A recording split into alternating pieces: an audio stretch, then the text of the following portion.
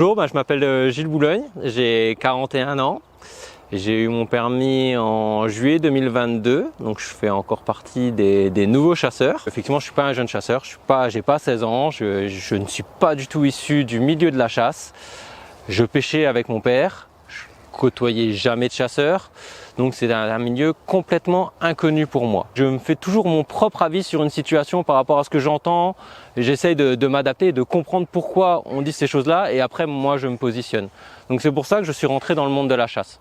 Vraiment faire mon propre avis et savoir où je vais aller. Après avoir passé mon permis donc en juillet 2022, j'ai tout de suite adhéré à l'association des jeunes chasseurs parce qu'en fait je ne savais absolument pas comment m'y prendre pour intégrer des équipes de chasse ou rencontrer du personnel lié à la chasse. Et le fait d'intégrer l'association des jeunes chasseurs nous permet de mettre un premier pas en fait dans cette activité-là et de commencer à rencontrer du monde. J'ai pu accompagner dès la fin de l'été en fin de compte des chasseurs, des jeunes chasseurs et le président et les membres du bureau. Tout ce qu'ils ont créé sur les étangs du Hellenwald, tu vois qu'il y a énormément de travail, il y a quand même beaucoup de recherche derrière.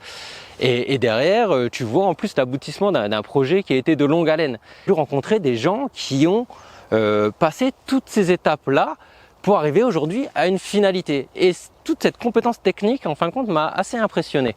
Et je veux partager tout ce savoir-là et continuer à en apprendre. Donc c'est pour ça que je suis rentré à l'association des jeunes chasseurs. Ça permet de continuer d'avoir des contacts. Les jeunes chasseurs, je les invite à nous rejoindre pour que l'on puisse en discuter, on puisse les faire évoluer, leur mettre un pas dans le monde de la chasse, leur faire rencontrer d'autres personnes, leur faire comprendre la réglementation, leur faire comprendre la biodiversité. Il y a tout ce travail-là qui est à faire découvrir et nous sommes là pour ça.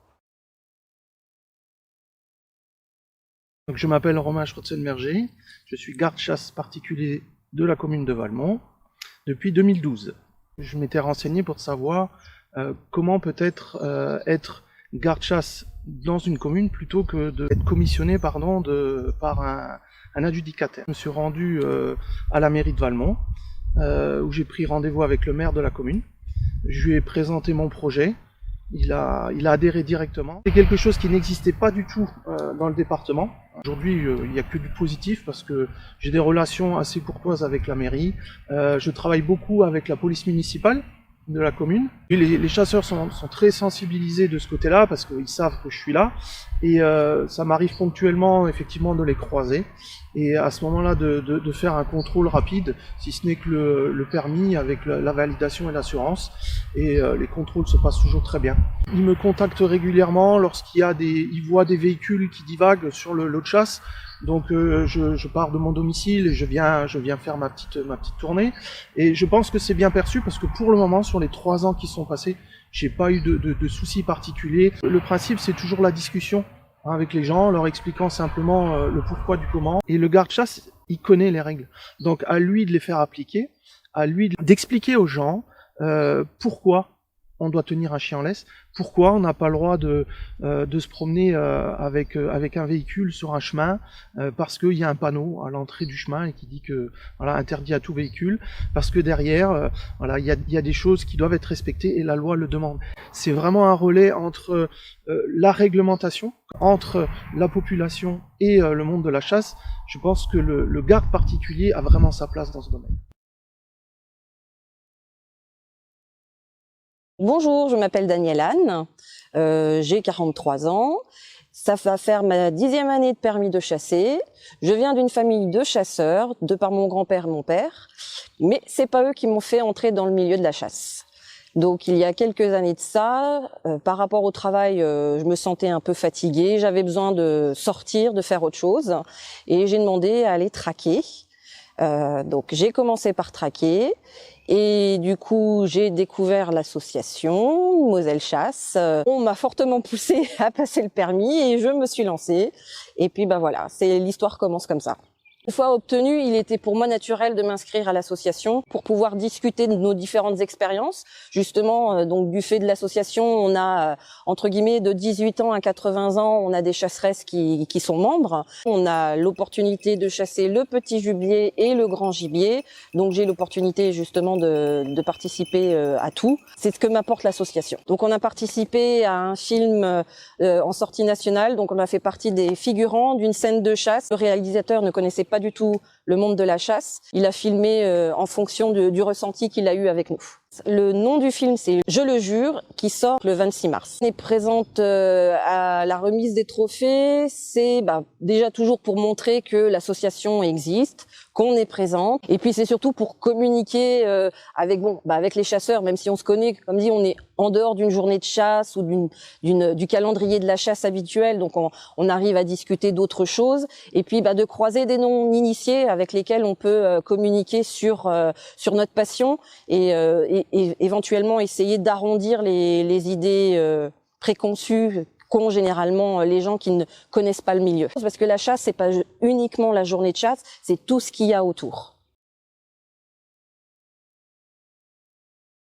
Je me présente, je m'appelle Reltia Daniel, j'habite à Flétranche. Je suis membre de l'association des piégeurs Mosellan depuis 2005. Je fais secrétaire à l'association. Je vais piéger chez les particuliers, chose qui est très intéressante. On est 3000 piégeurs. Il y a un responsable pour chaque secteur. Moi, je suis responsable du secteur de Boulay. Et si on a des piégeurs qui veulent bien piéger, on les envoie chez les particuliers quand ça nous fait trop loin. Je conseille vivement à tout le monde de vous inscrire en tant que piégeur, de piéger pour les particuliers. Ça nous fera du bien, on pourra continuer à piéger très longtemps. Et voir le comportement des animaux qui est très intéressant. Quand vous allez chez les gens, vous regardez déjà tout le terrain. C'est vraiment passionnant. Pour le piégeage chez les particuliers, il faut que la commune soit en convention avec l'association. S'il n'y a pas de convention, nous n'intervenons pas. Et une fois que la commune est en convention avec nous, il faut faire une attestation de piégeage que vous récupérez et avec l'attestation de piégeage, vous pouvez aller piéger chez la personne. Il y a des fois, c'est énorme les dégâts. En principe, on prend des cages-pièges. Pour le ragondin, là, il n'y a pas de problème. Vous pouvez mettre des cages, ça rentre. Mettez des pommes, des carottes, ça rentre, vous en faites à foison. Sur Folquemont, l'année dernière, on en a tiré 104. Et comme je vois, il y en a toujours autant. Pour faire la formation, on a un sentier de piégeage sur Morange. Ça se passe en 2 jours. Une journée en salle. Et une journée sur le terrain, on vous apprend la manipulation des pièges, on vous apprend comment les poser pour pas que vous soyez dépourvus. Et si vous voulez piéger, que vous avez un problème, vous nous appelez, on est là pour vous conseiller. Bonjour, Nicolas Fritz, je suis conducteur à la MRS depuis 10 ans maintenant et je suis chasseur en Moselle depuis une bonne quinzaine d'années. J'ai passé le permis à 16 ans. J'ai grandi au milieu des teckels. Je suis à mon 7e chien maintenant. L'avantage du teckel, c'est qu'il est polyvalent. On a commencé avec des chiens de traque qui faisaient un petit peu des contrôles de tir. Je voulais commencer ça de base pour moi. Et j'ai rejoint la MRS par souci de droit de suite et par conformité. Pour aller au bout de l'acte de chasse. Parce que pour moi, c'est pas concevable de s'arrêter au moment du tir. Donc j'avais déjà fait l'Anchous Seminar, ça m'avait plu. J'ai fait la formation conducteur derrière. Après, c'est de la disponibilité, c'est du temps, c'est le téléphone qui sonne le soir, qui sonne la nuit des fois, qui sonne très tôt le matin. On essaye au mieux de s'organiser avec le boulot. Ça, comme la chasse, ça empiète dans notre vie personnelle à côté. Mais à côté de ça, c'est pas une contrainte. Je le fais par plaisir. Et tant que c'est un plaisir, je le ferai. Le jour où ça le sera plus, je le ferai plus. Le chasseur qui nous appelle, c'est l'opportunité d'aller travailler avec le chien. En dehors des gros week-ends de battu l'hiver où les gens se font pressants, en dehors de ça, c'est pas vraiment une contrainte. Pour moi, c'est l'occasion de sortir, c'est de sortir avec mon chien et de faire ce que j'aime faire. Le site et le numéro unique ont été lancés en début d'année 2025. C'était pour être plus rapidement visible et pour trouver très facilement le conducteur avec la géolocalisation et les numéros qui sont tout de suite proposés. Et le numéro unique derrière, c'est la simplicité pour les chasseurs. Ça évite d'attendre qu'un conducteur rappelle ou d'en appeler plusieurs. C'est vraiment la MRS qui va se charger de trouver quelqu'un. Les 5-6 dernières années, on a nouveau pas mal de monde. On est entre 35 et 40 conducteurs à peu près. Il y a 6-7 ans, on faisait des Anchous séminaires avec 10 personnes. Là, on fait nouveau 20, 30, des fois 40. Donc on voit qu'il y a de l'intérêt derrière. Ne serait-ce que pour sensibiliser les chasseurs, même si ça attire pas de nouveaux conducteurs, c'est déjà un bon pas en avant. Bonjour, je m'appelle Thierry Louis, j'ai 20 ans. Je suis membre MCA depuis maintenant un petit peu moins d'1 an.